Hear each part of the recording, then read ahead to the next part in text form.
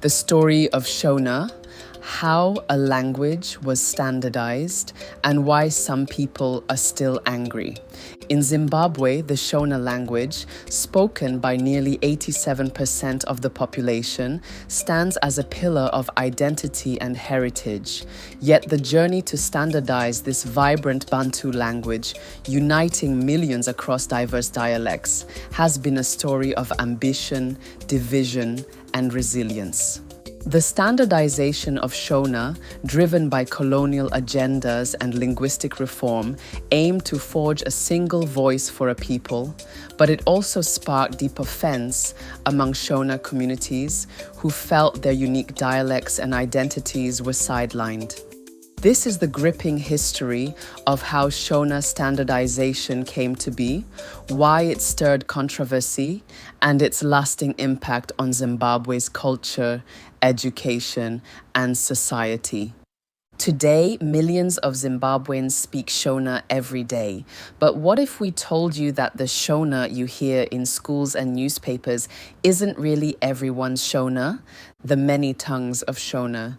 A long time ago in Zimbabwe, before the arrival of colonial rule, people didn't speak one single Shona language. Instead, they spoke many varieties, like Zezuru, Karanga, Manyika, Korekore, and Ndau. It was a rich family of dialects: Zezuru in the north, Karanga in the south, Korekore in the northwest, Manyika in the east, and Ndau near the border with Mozambique.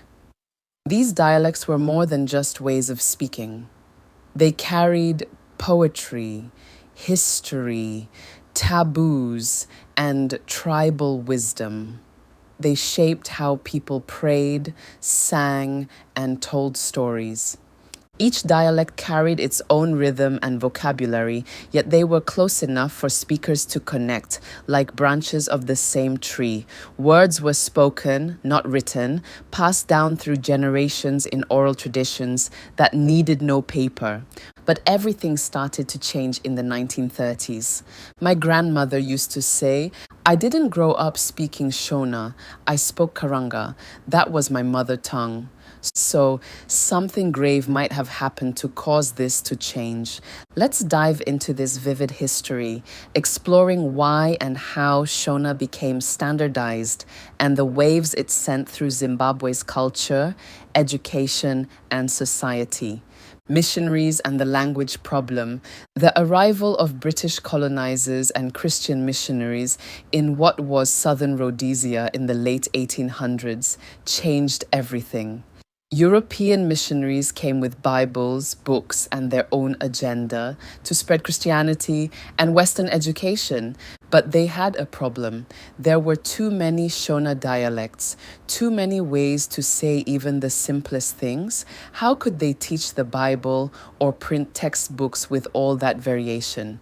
A quote from a missionary letter reads, "We find the natives speak so many varieties of language, we cannot translate effectively without creating confusion." To them, the Shona were not a unified people, but a collection of tribes, each speaking a slightly different tongue. Missionaries, eager to translate the Bible and teach Christianity, needed a written form of Shona. But which dialect should they use? Their early attempts were chaotic, with each mission, Catholic, Methodist, or Anglican, creating its own spelling system based on the local dialect. A Bible in Karanga might be gibberish to a Zezuru reader. The missionaries and the mess of writing Shona. Imagine a missionary in the 1890s sitting under a baobab tree, scratching his head. He's trying to write down Shona words, but every village he visits speaks differently. One group says one word to describe a young woman. Another says a similar but slightly different word. The sounds of Shona, with its whistles, clicks, and breathy tones, are like nothing he's heard before. To make things worse, each missionary group, Catholics in one area, Methodists in another, created their own way of writing Shona based on the dialect spoken where they worked. The result? a jumble of spelling systems, each one different, making it impossible to share books or teachings across regions. By the early 1900s, the need for a unified Shona was clear, but the path to get there would prove contentious. For example, in the Karanga-speaking South, missionaries might write the word zvokwadi, meaning it's true, while in Zezuru areas it was chokwadi. The Bible translations were a mess. One version might be unreadable to people just a few miles away. This chaos frustrated everyone. Missionaries couldn't spread their message easily, and Shona speakers couldn't read materials from other areas. By the early 1900s, it was clear on the missionaries' agenda something had to change. And so the colonial government stepped in. Clement Doak, the man who gave Shona a new shape. In 1929, the colonial government in southern Rhodesia formed a language committee to solve the problem of Shona's many dialects and writing systems. They wanted one name for the people and their language and one way to write it. They turned to a South African linguist, Clement Doak, a professor at the University of the Witwatersrand, to lead the charge. Doak wasn't just a scholar with a knack for unraveling complex languages. He was a detective of words, diving into villages, listening to elders, and collecting the sounds and stories of Shona dialects. Doak's arrival marked a turning point, but his work would ignite both progress and resentment. The committee that was set up was mostly white missionaries and linguists, no ordinary African speakers. Their mission? Create a single standard Shona language for education and administration.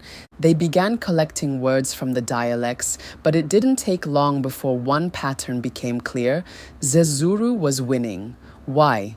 Because most of the committee lived in Salisbury, modern-day Harare, where Zezuru was dominant. For the linguists, it was easier for them to use what they already knew, so Zezuru became the base for the so-called standard Shona. Other dialects were dipped into, Karanga here, Manyika there, but only lightly. Ndau and Korekore were barely touched. It is reported that in 1931, after 2 years of traveling through villages and listening to Shona speakers, Doke delivered a landmark report that reshaped the language. However, it's not clear who he consulted during those village visits. His proposals were ambitious. One name, Shona. Before Doke, the people didn't call themselves Shona. They were Wamangwe, Wabudsha, or Vanhu, the people, depending on their region. The word Shona might have come from Nshonalanga, a Karanga term meaning the setting of the sun, or from old travelers' tales of Soyuna people. Many theories have come up to explain the origins of the name Shona, which I have explored in detail in the video entitled The Shona People's History, Episode 3, Chimurenga Uprisings, 1896 to 1897, Zimbabwe Heritage. Check out the link in the description. Also, the video chapter section 00:19. What are the origins of the name Shona? To save you time so that you go straight to that section. Let's continue with Doke's report. Doke chose Shona to unite the Karanga, Zezuru, Manyika, Korekore, and Ndau under one name. This wasn't just a label, it was a way to say, we are one people. A unified alphabet. Doke created a special 32-character alphabet for Shona, designed to capture its unique sounds. Imagine letters with hooks and tails, like B with a hook for a popping sound or N with a tail for a nasal hum. This unified Shona alphabet was meant to work for all dialects, ensuring that words like mudzimu, spirit, or zvakanaka, good, were spelled the same everywhere. Doke picked Zezuru and Karanga as the base for standard Shona, since they were widely spoken and understood. when Doke published his report, a document that would change Shona forever. Shona became officially the name of the language, and his alphabet was adopted for writing it. Missionaries started using it to print unified Bible translations and school books. For the first time, a child in Harare, then Salisbury, could read the same Shona book as a child in Masvingo. A unified written Shona had emerged, promising to connect millions. But the celebration was short-lived. Many Shona speakers felt betrayed. But this was just the beginning. Standardization wasn't all smooth sailing.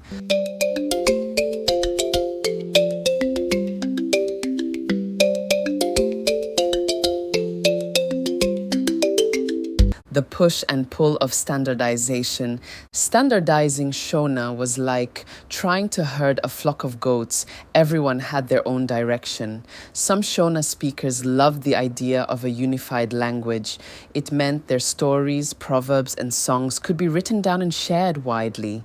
Teachers in mission schools saw it as a way to teach reading and writing more easily, but others weren't so sure. Why should Zezuru and Karanga dominate? What about Manyika or Ndau speakers, whose dialects had unique sounds that Doke's alphabet didn't fully capture? In some areas, people felt their identity was being erased, like a favorite song rewritten to sound like someone else's tune. The colonial government also had mixed feelings. They supported standardization because it made administration easier.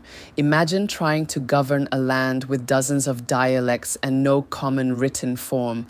But they didn't want Shona to become too powerful. English was the language of power, used in courts, offices, and high schools. The British saw Shona as a native language, good for primary schools and churches, but not for ruling. They kept English as the official language, limiting Shona's growth in formal settings. Refining the system, more changes, more debate. By 1955, practical challenges forced another shift. Doke's alphabet, with its specialized characters, was hard to type and costly to print. The government replaced it with a simpler Latin-based system, using SV instead of S and ZV instead of Z. This made Shona more accessible, but further alienated those who valued the original system's precision. The 1956 dictionary, the official birth. In 1956, the first official Shona dictionary was published. It was a big moment. From then on, this new standardized Shona would be taught in schools, used in exams, and broadcast on radio. But it wasn't really neutral. It didn't represent all Shona speakers equally. In fact, for many Zimbabweans, it felt like a form of silencing. This caused a lot of murmuring, and you'd hear people often say, "We were told the way we spoke was wrong, even in our own homeland." By 1967, the orthography was finalized, cementing standard Shona as the version taught in schools and used in media. Yet, the changes did little to heal the wounds of those who felt their dialects were being erased. This made Shona easier to write and print, but it also sparked debates. Some said the new system lost the language's unique sounds, like flattening a colorful painting into black and white. Others saw it as progress, making Shona more accessible to learners and publishers. But here's the problem, the offense. A language imposed, identities erased. Children from Karanga, Manyika, and Ndau communities were often punished in school for speaking their home dialects. Their words were called incorrect. Their grammar is marked bad. It was painful. People started to feel ashamed of their mother tongues. Whole generations grew up thinking their dialect wasn't good enough. Youth testimonies. At school, I was mocked for saying handiti instead of hazvina kudaro. My grandmother's Ndau was seen as broken Shona, but it was just hers. This wasn't just about language, it was about identity. The standardization process, though not violent, left deep emotional scars. Many Shona speaking people felt erased, their dialects weren't respected, their words were marked wrong in school, their way of speaking was looked down on, even by other Shona speakers. People from outside Harare, especially Karanga, Manyika, and Ndau speakers, felt like they were being forced to speak someone else's version of their own language. For many Shona communities, standardization was not a gift but an imposition. Doke's choice to prioritize Zezuru and Karanga angered speakers of Manyika, Ndau, and Korekore, whose dialects had distinct sounds and words that didn't fit neatly into the new standard. Ndau speakers, for instance, lost unique phonetic elements, making standard Shona feel like a foreign tongue. Manyika speakers felt their vibrant dialect, rich with its own literature, was being erased. The unified alphabet meant to bridge divides instead deepened them as minority dialects were sidelined. Some still feel that way today. Many Zimbabweans argue that the process was colonial, top-down, and done without consulting the people whose language it was. Others ask, why does standard Shona still sound so much like Zezuru? And many young people today are trying to bring their dialects back to life through music, poetry, social media, and storytelling. So the story of Shona standardization is more than just about grammar. It's a story about power, identity, and who gets to decide what's proper and what's not. The process itself added to the offense. Doke, a white outsider, worked under colonial authority, consulting mostly missionaries and a few elites. Ordinary Shona speakers, especially from rural areas, had little say. To them, standardization felt like another colonial act, stripping away their right to define their own language. Why should Zezuru rule us? Some asked, seeing the dominance of one dialect as a power grab. This resentment lingered, sowing seeds of division among Shona communities. The colonial government's motives didn't help. They supported standardization for control, not empowerment. English remained the language of power, used in courts and offices, while Shona was relegated to primary schools and churches. The message was clear: Shona was a native language, not a tool for progress. This limited its growth and fueled the perception that standardization was a colonial tool to manage, not uplift, the Shona people. The lasting impact: unity, progress, and pain. Although the standardization of Shona reshaped Zimbabwe in profound ways, its legacy is a complex mix of triumph and tension. Let's explore the effects. Some were like bursts of sunlight, others like stormy clouds. Effects of standardization, a new voice for Zimbabwe. Starting with the benefits, for centuries, Shona was an oral language, passed down through songs, stories, and conversations around fires.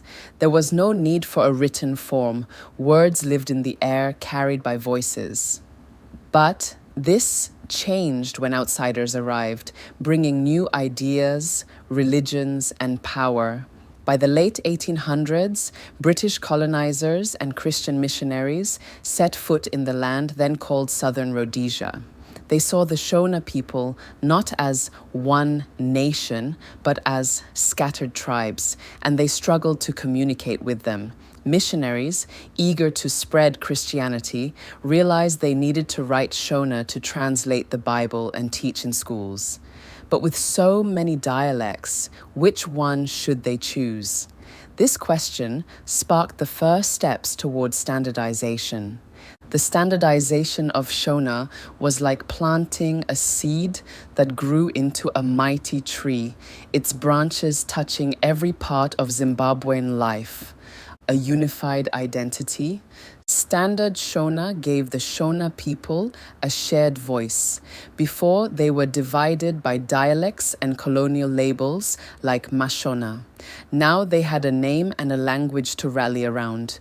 This was especially important during the fight for independence in the 1960s and 1970s. Freedom fighters used Shona songs, poems, and speeches to inspire people, uniting them against colonial rule.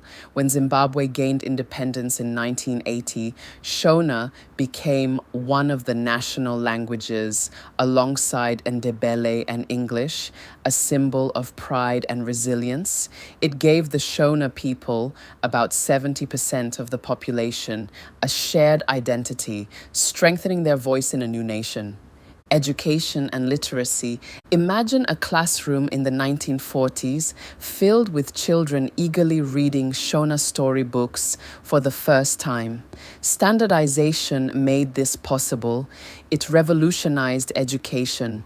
Schools across Zimbabwe could use the same textbooks, written in standard Shona. By the 1980s, Shona was taught from primary school to university, with dictionaries like Duramazwi Rechishona, 1996, and grammars helping students master the language. Literacy rates soared, especially in rural areas where Shona was the mother tongue. Today, about 87% of Zimbabweans speak Shona, and many read and write it fluently, thanks to standardized education. Literature and culture. Standard Shona opened the door to a golden age of literature.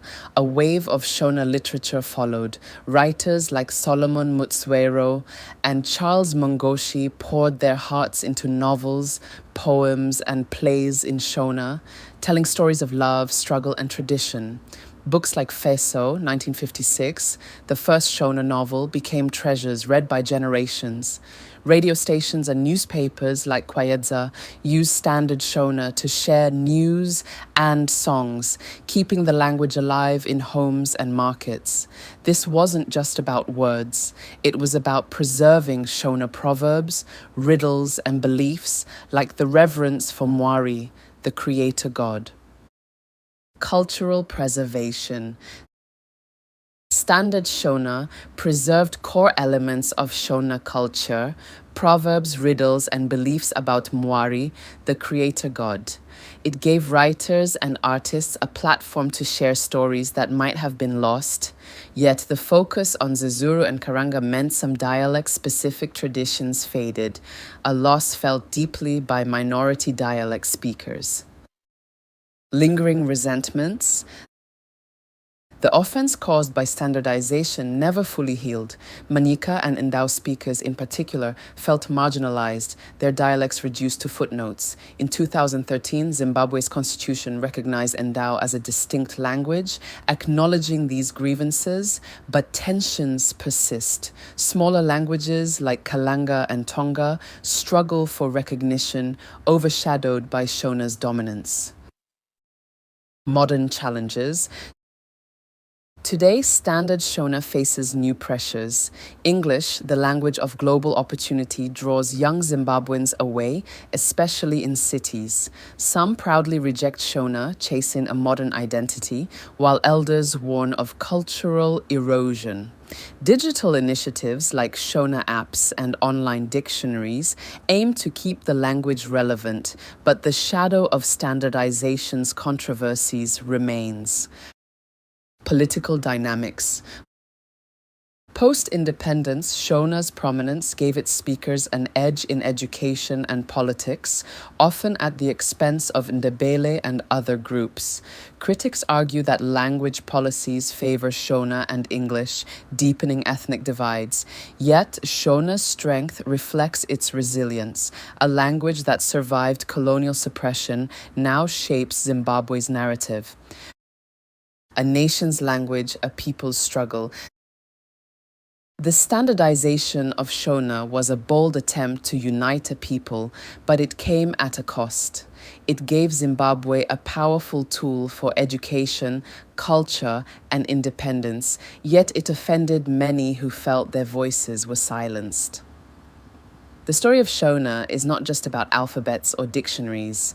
It's about a people navigating identity, power, and pride in a changing world. as Zimbabwe moves forward, efforts to honor all dialects and preserve Shona's vibrancy will determine whether this language remains a unifying force or a reminder of past divisions. Why did the colonial administration in southern Rhodesia, 1890 to 1980, not incorporate all Shona dialects into school curricula? The answer is it was due to a combination of practical, political, and ideological reasons. Practical challenges, simplifying administration and education. The colonial administration faced logistical hurdles in dealing with the diversity of Shona dialects, Karanga, Zezuru, Manyika, Korekore, and Ndau. Each dialect had distinct phonetic, lexical, and grammatical features, making it difficult to create unified teaching materials. Imagine colonial officials and missionaries trying to produce textbooks for every dialect. It would have required separate books, trained teachers for each variant, and a complex printing process, all of which were costly and time-consuming in a colony with limited resources. Missionary-influenced Christian missionaries who ran most schools prioritized efficiency. They needed a single written form of Shona to translate the Bible and teach literacy. Creating materials for each dialect was impractical, so they focused on one or two dominant dialects, like Zezuru or Karanga, which were widely understood. Standardization efforts. By the 1930s, linguist Clement Doak's report recommended a unified Shona based on Zezuru and Karanga to streamline education and communication. This standard Shona was adopted for curricula because it simplified teacher training and textbook production, even if it marginalized other dialects.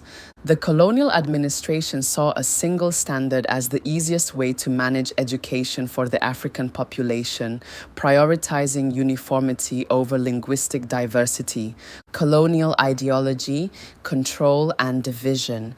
The British colonial system was built on control, and language policy was a tool to maintain power. Incorporating all Shona dialects into schools could have strengthened Shona identity and unity, which the administration wanted to avoid.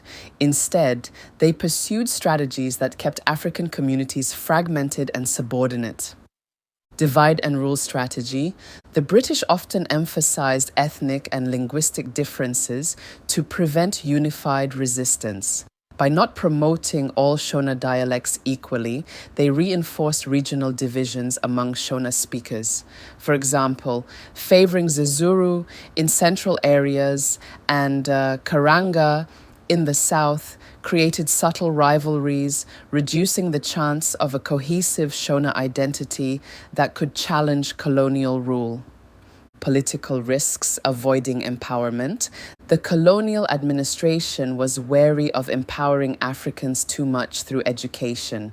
A robust Shona curriculum that celebrated all dialects could have fostered pride, unity, and intellectual growth among Shona speakers, potentially fueling anti-colonial sentiment. Fear of nationalism. By the mid-20th century, African nationalism was rising across the continent.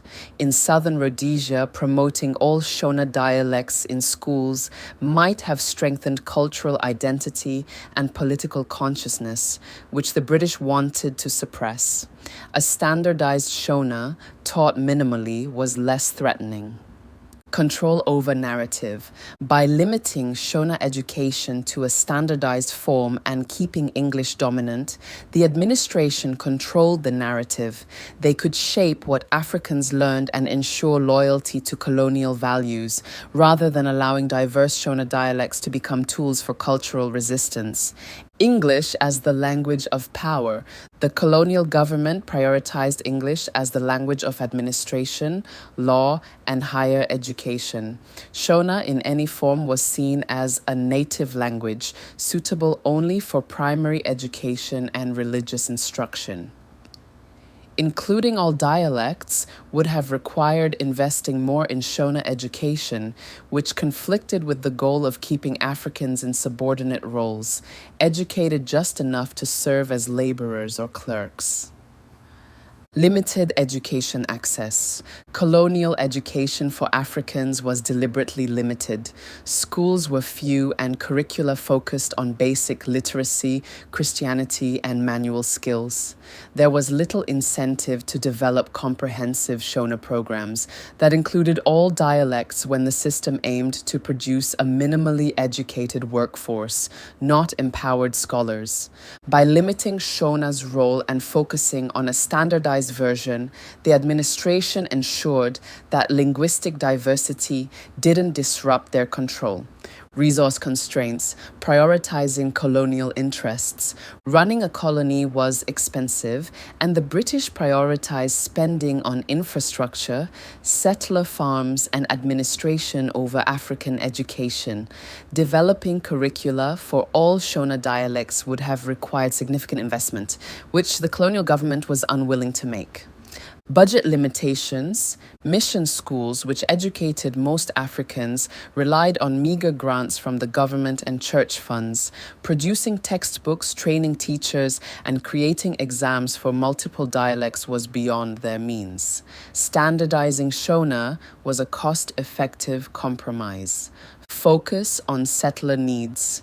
The colonial economy depended on white settlers who benefited from mining, agriculture, and trade.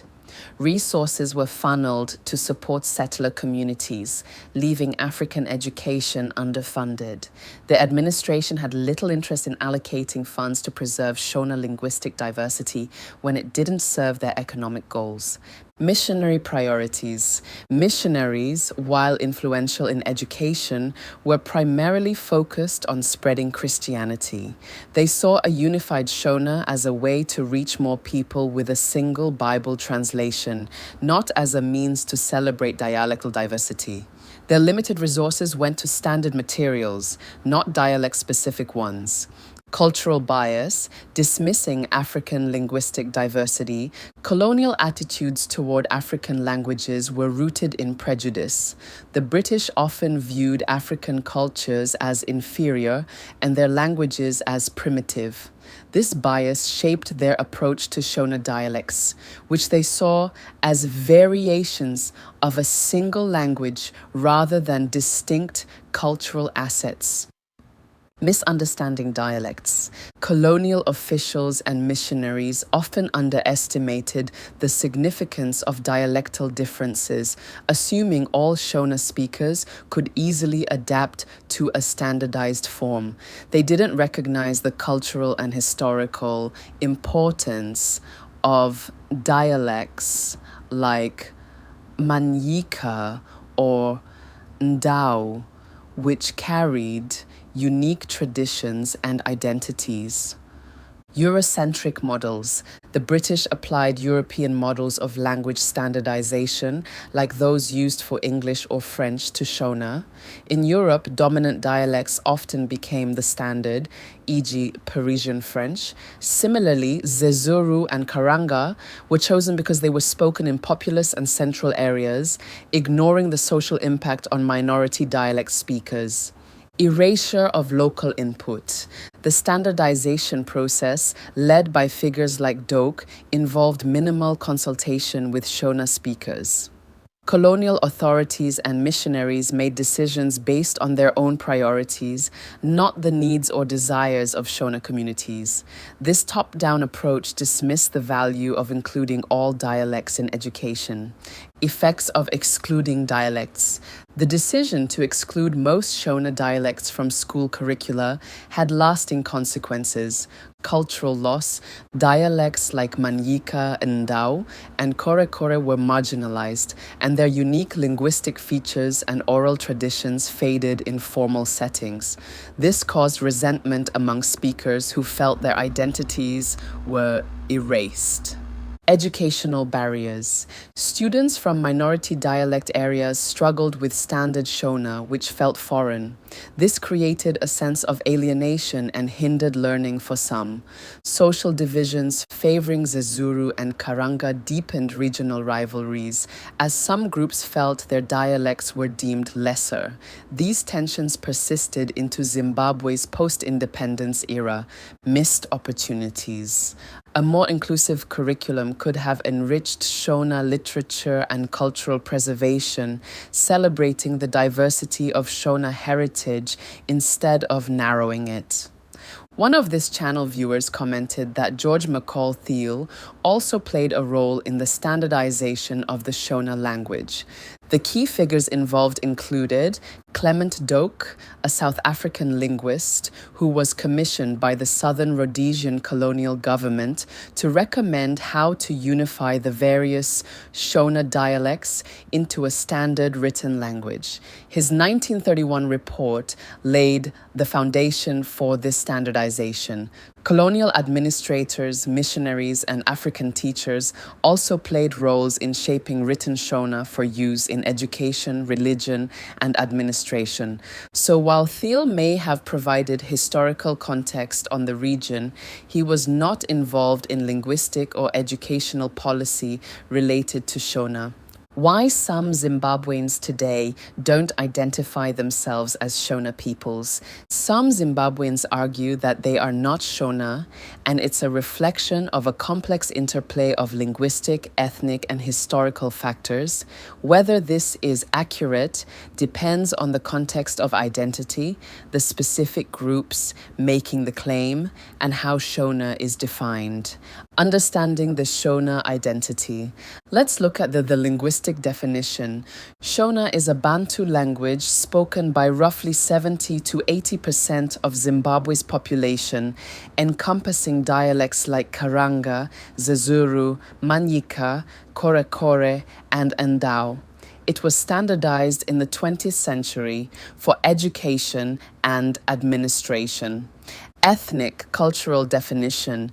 Shona is often used to describe the ethnic groups who speak these dialects, historically linked by shared linguistic and cultural practices. However, these groups were not always unified under a single Shona identity. Historical context. Pre-colonial identities were tied to groups like Rozwi or Ndau, and the Shona label was imposed to streamline colonial administration, not as a grassroots identity. The term Shona was popularized by colonial linguists like Clement Doak in the 1930s to categorize related Bantu-speaking groups, a label later adopted post-independence to foster national unity. Pre-colonial diversity.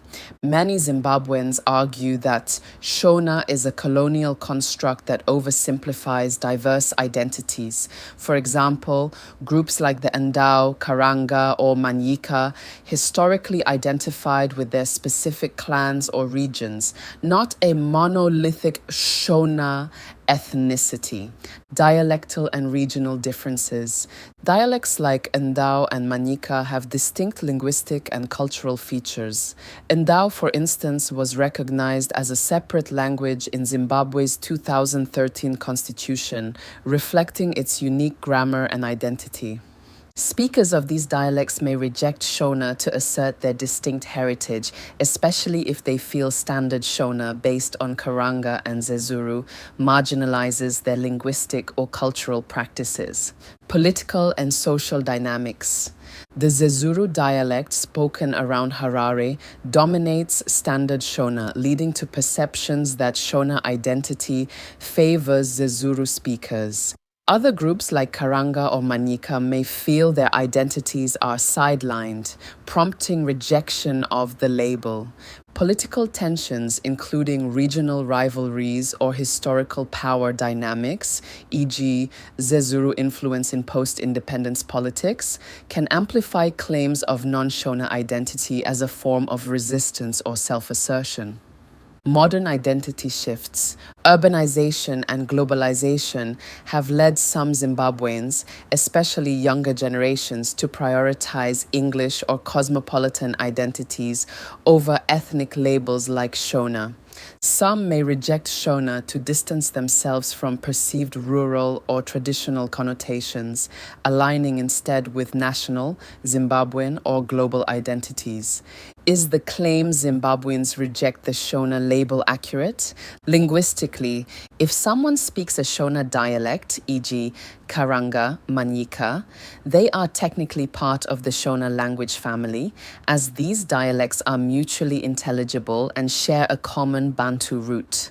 Rejecting Shona doesn't change this linguistic reality, looking at it from an ethnically cultural perspective.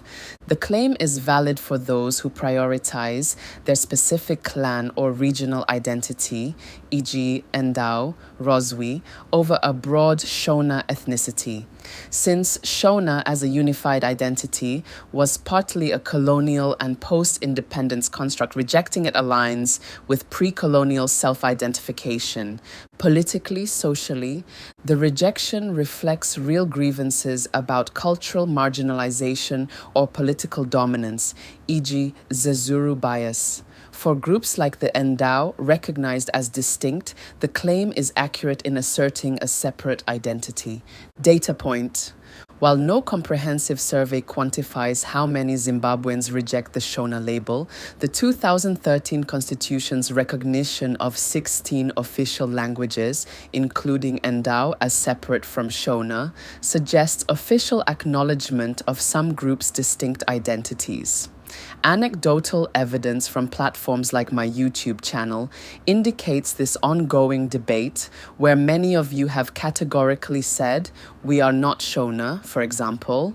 This is incorrect, as long as you are mentioning this Shona word so early in your preamble. What are the broader implications? Cultural preservation. Rejecting Shona can be a push to preserve unique dialects and traditions, as standardization may have sidelined non-central dialects. National unity overemphasizing subgroup identities could challenge Zimbabwe's multilingual unity, though the 2013 Constitution balances this by recognizing diversity within a national framework. Colonial legacy. The debate underscores how colonial categorizations continue to shape modern identities, with Shona seen by some as an artificial imposition. Final verdict. The claim that some Zimbabweans are not Shona is accurate for those who identify with specific regional or clan-based identities, e.g., Ndau, Manyika, rather than a unified Shona ethnicity, especially given the colonial origins of the term. Linguistically, however, most of these groups fall within the Shona language family. The rejection reflects valid concerns about cultural marginalization, dialectal diversity, and historical inaccuracies in the Shona label. It's less about denying linguistic ties and more about asserting distinct cultural or political identities in a complex, multilingual nation. Summary conclusion. The colonial administration's failure to incorporate all Shona dialects into school curricula was driven by a mix of practicality, prejudice, and power. Standardizing Shona was a cost-effective way to manage education and administration, but it aligned with colonial goals of control, division, and minimal investment in African potential. The British prioritized their own interests, maintaining English dominance, supporting settlers, and preventing African unity over the cultural richness of Shona's dialects. While standardization brought some benefits, like unified textbooks and literacy, it came at the cost of linguistic diversity and community pride, leaving a complex legacy that still shapes Zimbabwe's linguistic landscape today. The revival movement. But the story doesn't end there. Today, young Zimbabweans are fighting back, not with weapons, but with words.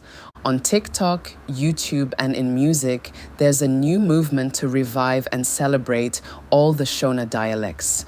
Youth quote, "We're proud to speak Ndau. It's not broken, it's beautiful." Whose Shona is it anyway? Standardization made it easier to teach and write, but at what cost?